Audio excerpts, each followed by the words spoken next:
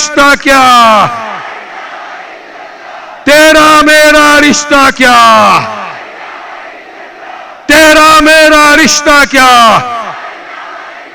लब्बैक लब्बैक लब्बैक या रसूल अल्लाह, लब्बैक लब्बैक लब्बैक या रसूल अल्लाह। कोई भी मुसलमान, कोई भी कलमा पढ़ने वाला, ला इलाहा इल्लल्लाह मुहम्मदुर रसूलुल्लाह का कलमा पढ़ने वाला, कोई भी अपने हुजूर की शान में गुस्ताखी किसी भी कीमत पर बर्दाश्त नहीं करेगा, ये मेरा यकीन है। एक और चिंटू, इतना सा स्कूल बॉय, चड्डी बनियान, नाटा, नन्ना नन्ना मुन्ना, चॉकलेट बॉय, बच्चा, अमूल, छोटा टिनी, छोटा टिन का डब्बा, छोटा लॉलीपॉप, छोटी चॉकलेट, छोटी चड्डी, ज्यादा नहीं बोलूंगा। दोस्तों, हमारे बीच MIM नेशनल स्पोर्ट्स पर्सन वाहिद पठान साहब मौजूद हैं। मैं उनसे गुजारिश करूंगा ये बेताब आवाम से वो मुखातब हों।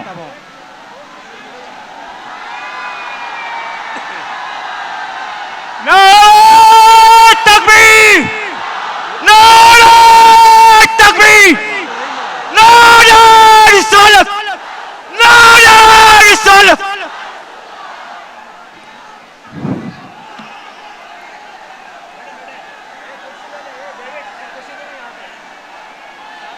औज़ु बिल्लाहि मिनश शैतानिर रजीम, बिस्मिल्लाहिर रहमानिर रहीम। शह नशीब पर तशरीफ फरमा ऑल इंडिया मजलिस इत्तेहादुल मुस्लिमीन के महाराष्ट्र के सदर, पूर्व सांसद हमारे भाई मोहतरम जनाब इम्तियाज जलील साहब, मजलिस इत्तेहादुल मुस्लिमीन के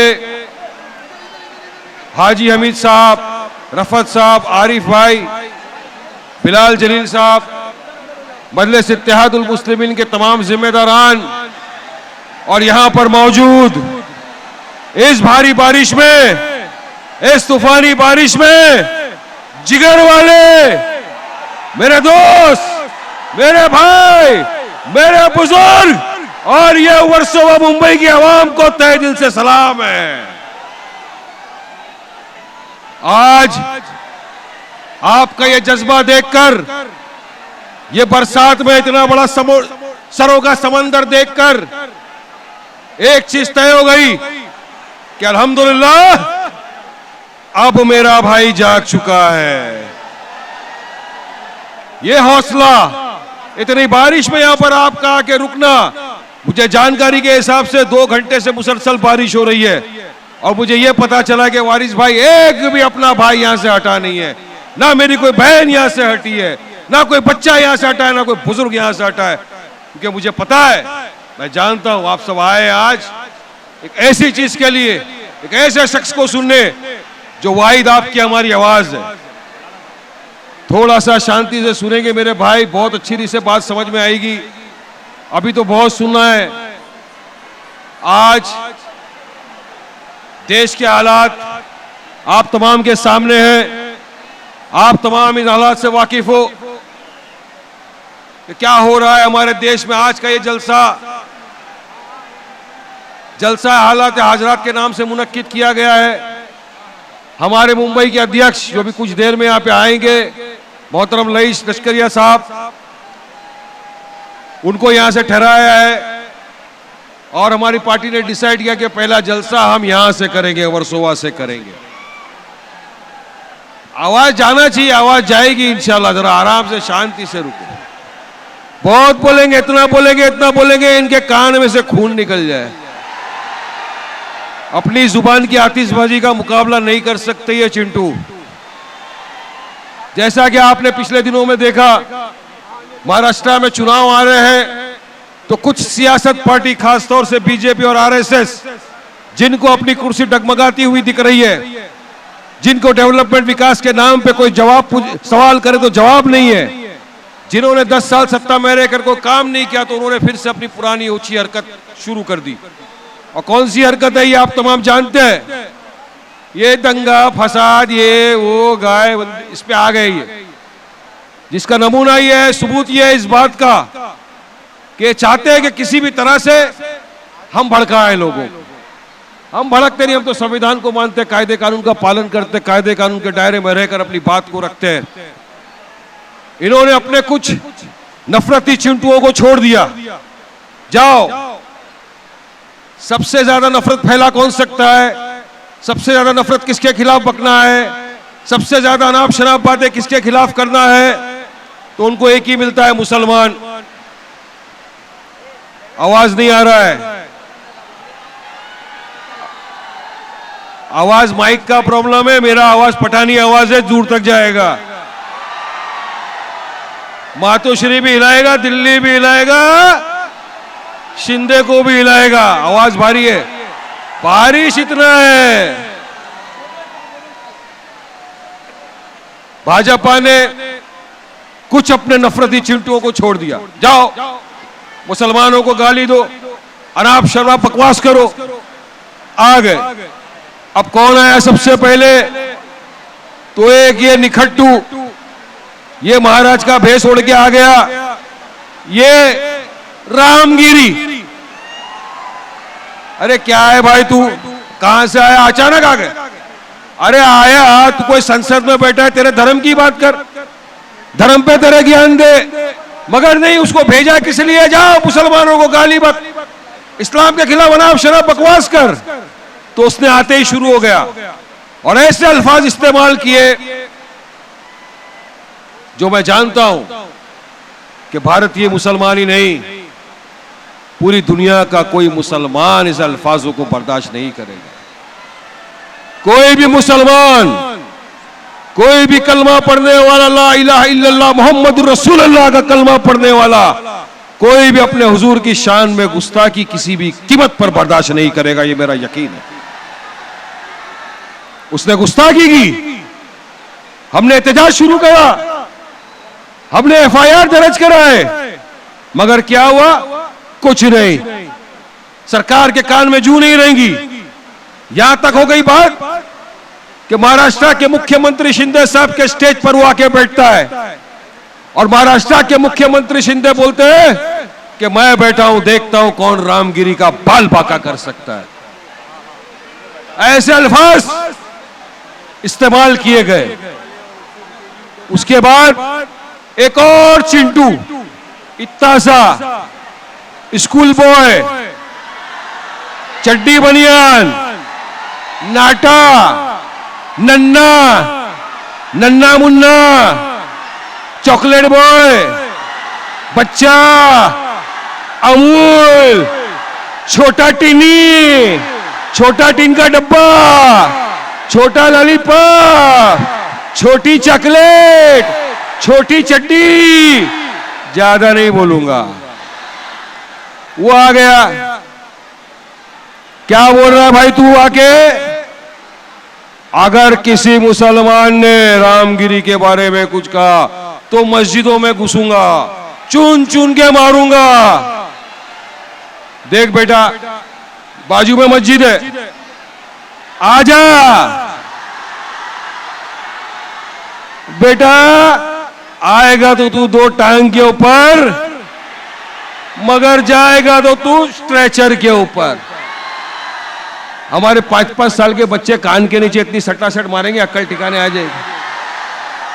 इसलिए क्या बोलते हैं, पहले तो हमको छेड़ो मत, और छेड़ोगे तो छोड़ेंगे भी नहीं। छेड़ा हमको, एफआईआर किया, कुछ नहीं हुआ।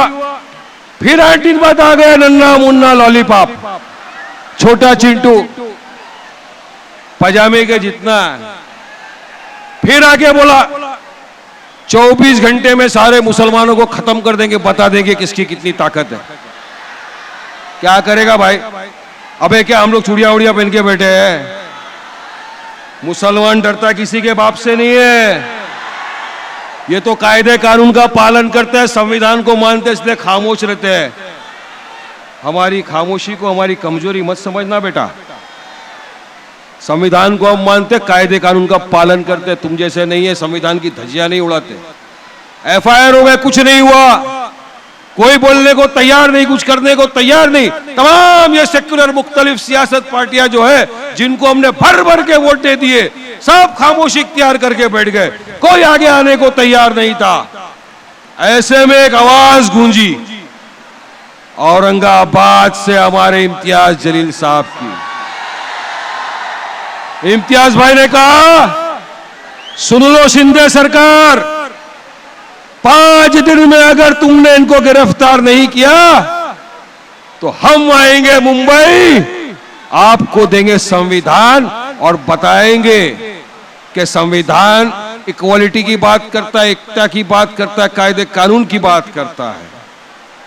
हमने कहा, हमारे मुफ्ती सलमान अजहरी साहब, उन्होंने किसी के बारे में कुछ नहीं बोला, किसी के दिल को आट नहीं पहुंचाई, किसी के दिल को नहीं दुखाया। एक अशार पढ़ा, सरकार ने उनको उठा के जेल में डाल दिया, आज तक वो जेल में। तो क्या कायदे कानून सिर्फ मुसलमानों पे लागू होंगे, इन पे नहीं लगेगा क्या? संविधान तो इक्वलिटी की बात करता है, एकता की बात करता है, मगर नहीं हुआ। 5 दिन बीत गए, इम्तियाज भाई ने कहा, अब हम निकलेंगे, मुंबई चलेंगे। चलो मुंबई का नारा दिया, तिरंगा लहरी लहरी का नारा दिया। हम मुंबई चलो, तिरंगा रैली निकाल के चलेंगे। सबको दावत दी, सबको लेटर लिखे, तमाम तंजीमों को लेटर लिखे, तमाम मुख्तलिफ सियासत पार्टी के लीडरान को लेटर लिखे, उनके जहां जहां भी प्रेसिडेंट कार्यकर्ता थे सबको लेटर लिखे। कहा, आओ, अरे हम तो तुम्हारे पीछे चलने को तैयार है, आप इस मुद्दे पर तो बोलो। ये सियासी मुद्दा नहीं है, ये मेरे हुजूर की शान का मुद्दा है, ये गुस्ताखे रसूल को सजा देने का मुद्दा है, ये गुस्ताखे रसूल को जेल में डालने का मुद्दा है, ये मुसलमान की आन बान शान का मुद्दा है। आओ उतरो हमारे साथ, हम आपके पीछे चलेंगे। नहीं आए, मगर यकीन मानो 23 तारीख का जब रैली का अनाउंसमेंट किया, सुनो सुनो, नारे बहुत लगाएंगे, बहुत नारे लगाएंगे। 23 को निकले, आप यकीन मानो, फजर की नमाज पढ़ के जब औरंगाबाद से काफिला निकला, हम लोग देख रहे थे लाइव वीडियो पे, पब्लिक आते जा रही है, एक सरों का समंदर। जब समुद्री एक्सप्रेस पर पहुंचा तो ऐसा लग रहा था क्या दिख रहा है ये माजरा। हर वो मोमिन मुसलमान जिसके दिल में अपने हबीब मोहम्मद मुस्तफा सल्लल्लाहु अलैहि वसल्लम की मोहब्बत थी, वो उतर आया साथ में। सबका एक ही नारा था, चलो मुंबई, लब्बैक लब्बैक लब्बैक या रसूल अल्लाह, लब्बैक लब्बैक लब्बैक या रसूल अल्लाह, लब्बैक लब्बैक लब्बैक या रसूल अल्लाह। नारा लगाते हुए काफिला निकला, नारा लगाया, तेरा मेरा रिश्ता क्या, तेरा मेरा रिश्ता क्या, तेरा मेरा रिश्ता क्या। नारे लगाते हुए काफिला आ गया, इनकी नींदें हराम कर दी हमने। कोई तो था मर्दे बुझाई इजाजत कॉल दिया और सब आ गए। यकीन मानिए 10,000 से ज्यादा गाड़ियां सड़कों पर थी, 15,000 के करीब मोटरसाइकिलें, 6 से 7 लाख के करीब पूरी पब्लिक जनता रास्ते के ऊपर उमड़ आई थी। मैं आपको बताना चाहता हूं,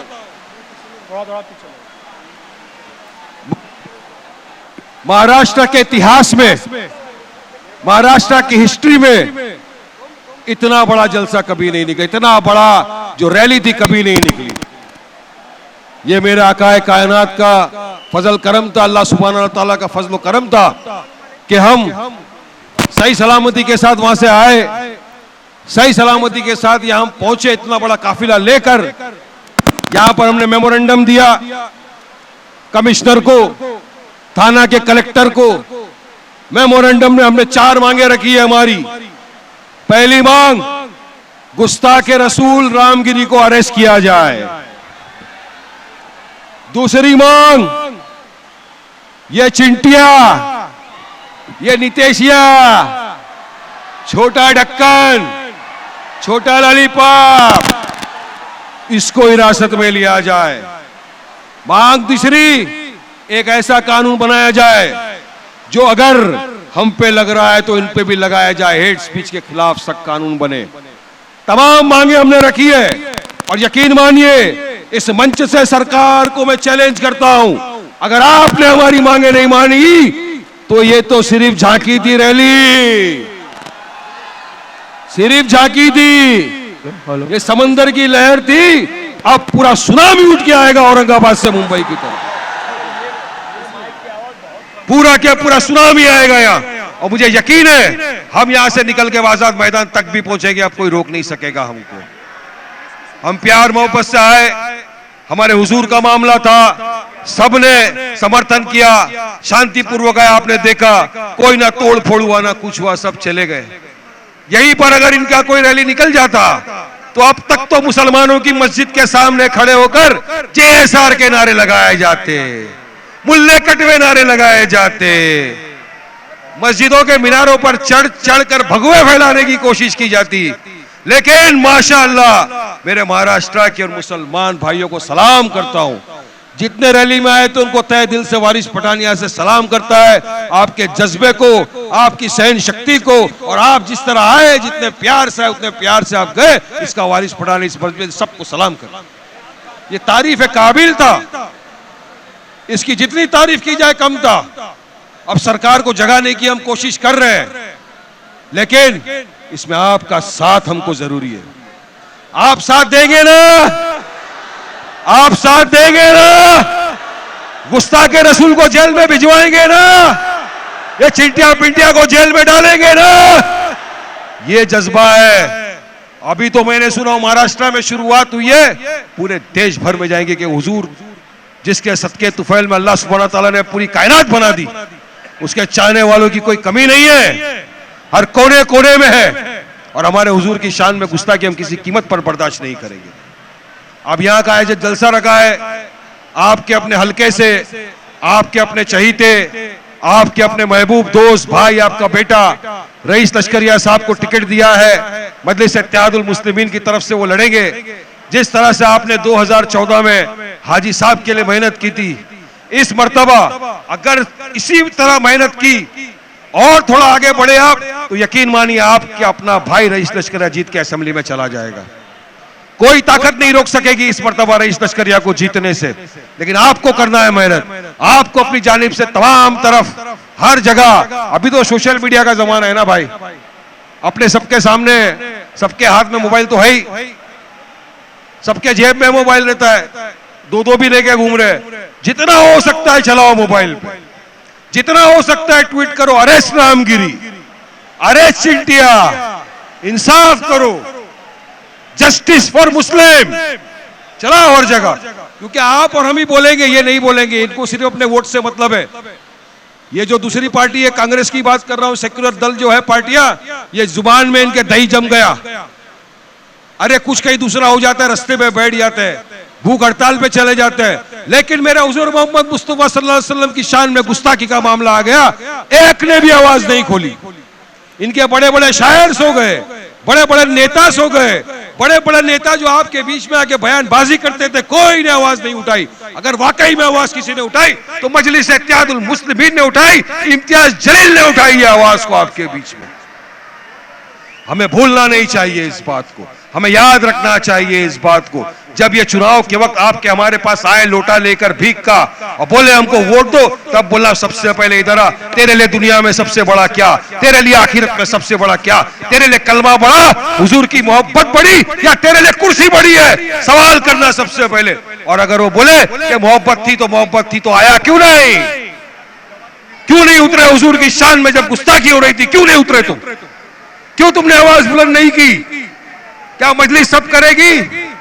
वकफ बिल का मैटर आ गया, भाजपा आरएसएस मिलकर हमारे मजलूमों की, यतीमों की जमीन को छीनने की साजिश बना रहे हैं। इनकी नजर हमारी मस्जिदों पे, हमारे कब्रिस्तान पर, हमारे खानकाहों पर, हमारे यतीम खानों पर है। ये चाहते हैं कि किसी भी तरह इनको छीन लिया जाए, इसलिए वकफ का अमेंडमेंट का बिल लेकर आ गए। बहस हुई, बहस में सबसे पहले आगे अगर कोई बढ़ के बहस किया और पूरी तरह से वक्फ बिल की मुखालिफत की तो कोई और नहीं था, आपका मेरा सदर जनाब बैरिस्टर असदुद्दीन ओवैसी साहब थे, जिन्होंने लड़े कि ये वक्फ बिल नहीं पास होना चाहिए। अगर ये वक्फ बिल पास हो गया तो हम मुसलमानों की, हमारी बेवाओं की, विधवाओं के, अनाथों की जमीनें छीन जाएगी। ये सरकार की नीयत। जेपीसी का गठन हुआ, एक कमेटी बनी है, कमेटी के अंदर हियरिंग हो रही है और जब ऑब्जेक्शन डालने की बात है, हमने कहा वक्फ बिल के अगेंस्ट में ऑब्जेक्शन डालिए। All India Muslim personal law board ने एक वेबसाइट निकाली, एक क्यूआर कोड निकाला, कहा आप ऑब्जेक्शन डालिए और यकीन मानिए 15 दिन का टाइम था, करोड़ों के हिसाब से ऑब्जेक्शन डाले गए उसमें, करोड़ों के हिसाब से, क्योंकि हम सब चाहते हैं हमारे वक्फ की हिफाजत करना, हमारी जमीनों की हिफाजत करना, हमारे यतीमों की, हमारी बेवाओं के हक की हिफाजत करना। यही हमारा धर्म है, यही हमारा फर्ज है, हम ये चाहते हैं। ये सब खामोश बैठे, इनको कोई फर्क नहीं पड़ता कि मस्जिद में घुस जाए, मस्जिद में तोड़ फोड़ कर दे, कुछ नहीं होता, इनको कोई फर्क नहीं पड़ता। ये नहीं बोलते मुसलमानों की तरफ से, क्योंकि इनकी वो वोट बैंक खिसक जाएगी ना। वोट बैंक के चक्कर में पूरे मुसलमानों को 70 बरस से कांग्रेस लूटते आई है। खुले मन से बोलता हूं, आ जाए कोई कांग्रेस का नेता मेरे सामने डिबेट करके दिखा दे, बता देते हैं उसको। ऐसे भी अपन किसी को छोड़ते नहीं है, ऐसे भी सबका पसीना निकाल देते। आ जा बेटा सामने, बता दे क्या क्या तुमने। बाबरी पे ओवैसी ने बोला हमारी बाबरी मस्जिद को हमसे छीन लिया, हमारी बाबरी मस्जिद को शहीद कर दिया गया। 6 दिसंबर 1992 काला दिन था हमारे देश के अंदर, डेमोक्रेसी पे काला दिन था, जिस दिन धोखे से हमसे हमारी बाबरी मस्जिद को छीन लिया गया। अब इनकी नजरें हमारी दूसरी मस्जिदों पर है, इनकी नजरें हमारे कब्रिस्तानों पर है, इनकी नजरें हमारे यतीम खानों पर है। तो क्या हम इनको छीनने देंगे? क्या छीनने देंगे? नहीं छीनने देंगे। लड़ेंगे, कोर्टों में जाएंगे, सुप्रीम कोर्ट में जाएंगे, जरूरत पड़ी रस्तों पे उतर जाएंगे, मगर संविधान के दायरे में रहकर अपना एहतजाज करते रहेंगे। हम में ताकत है, हम करते हैं। और आज आप देख रहे हो खुद अपनी आंखों से कि कौन बोल रहा है मुसलमानों के हर मुद्दे पर। वकफ का मुद्दा आ गया, ओवैसी साहब बोले। बाबरी का मुद्दा आ गया, ओवैसी साहब बोले। दादरी का मुद्दा आ गया, ओवैसी साहब बोले। मजलूमों के ऊपर अत्याचार का मुद्दा आ गया, ओवैसी साहब बोले। मजलूमों को मॉब लिंचिंग करके मार दिया, ओवैसी साहब बोले। जेएसआर के नाम के नारे लगाकर मार दिया मुसलमानों को, ओवैसी साहब बोले। बाबरी पे ओवैसी, दादरी पे ओवैसी, मॉब लिंचिंग पे ओवैसी, वकफ पे ओवैसी। तो फिर तुम्हारा वोट भी तो ओवैसी को ही जाना चाहिए ना। फिर आपके वोट का, आपकी मोहब्बत का, आपका प्यार का असली हकदार तो ओवैसी हुआ ना। तो फिर क्या मुंह लेके आते हैं आप हमारे बीच में और वोट मांगते हो? कुछ नहीं करेंगे ये तुम्हारे, ये सिर्फ तुमको इस्तेमाल करेंगे, इस्तेमाल कर कर यूज करके फेंक देंगे। 70 साल में देख लेना, अगर ये साथ हमारे होते तो आज हम पे नौबत नहीं आती। इन्हीं के राजों के अंदर कितनी राइट हो गए, कितने दंगे फसाद हो गए, लेकिन आज ओवैसी है। 2 मिनट शांत रहो, मैं देख रहा हूं ओवैसी साहब का काफिला आ रहा है। काफिले को आ जाने दो, शांति रखो। जब तक नारा लगा दे अपना वाला, नारे तकबीर, नारे तकबीर, नारे तकबीर। तेरा मेरा रिश्ता क्या, तेरा मेरा रिश्ता क्या, तेरा मेरा रिश्ता क्या। लब्बैक लब्बैक लब्बैक या रसूल अल्लाह, लब्बैक लब्बैक लब्बैक या रसूल अल्लाह।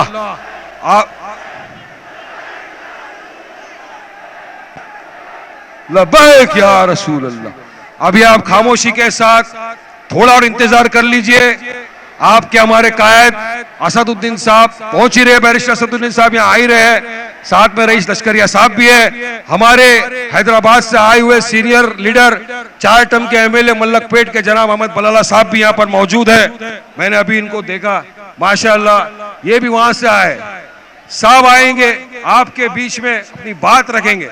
हम चाहते हैं कि आप हमारा साथ दें। देखिए, सबका साथ आपने दिया, सबको आपने आजमा लिया, कांग्रेस को आजमा लिया, राष्ट्रवादी को आजमा लिया, आपने आजमा लिया किसको, समाजवादी को भी आपने वोट भर भर कर दिया। और सुनो बात, इंपॉर्टेंट बात बता रहा हूं, शायद आप में से किसी को पता नहीं होगा, महाराष्ट्र का जो लोकसभा का चुनाव आया 48 उसमें सीटें थी। ये महाविकास आघाड़ी की सरकार, जिसमें शिवसेना उद्धव ठाकरे, जिसमें शरद पवार, जिसमें कांग्रेस, ये सब मिल के थे, एक भी मुसलमानों को टिकट नहीं दिया। टिकट नहीं दिया, चलो मुसलमानों ने भर भर के वोट दिए, 90% मुसलमानों ने इनको वोट दिया। मगर आपको जानकर दुख होगा, अफसोस होगा कि जब वक्फ अमेंडमेंट बिल पार्लियामेंट में प्रोड्यूस हुआ, जब वक्फ का ये कानून, ये काला कानून जब पार्लियामेंट में लाया गया, तो उस वक्त ये कांग्रेस के समर्थक जो शिव सैनिक हमारे वोटों से जीत कर आए, ये 9 शिवसेना वाले जो महाराष्ट्र के जीत कर पार्लियामेंट में गए, 9 के 9 गायब, 9 के 9 चले गए, कोई वहां पे मौजूद नहीं रहा, क्योंकि इनको इनके आकाओं को खुश करना है। बात थी आका को खुश करने की। अरे हम तो हमारे हुजूर पाक मुस्तफा सल्लल्लाहु अलैहि वसल्लम को खुश करने के लिए काम करें।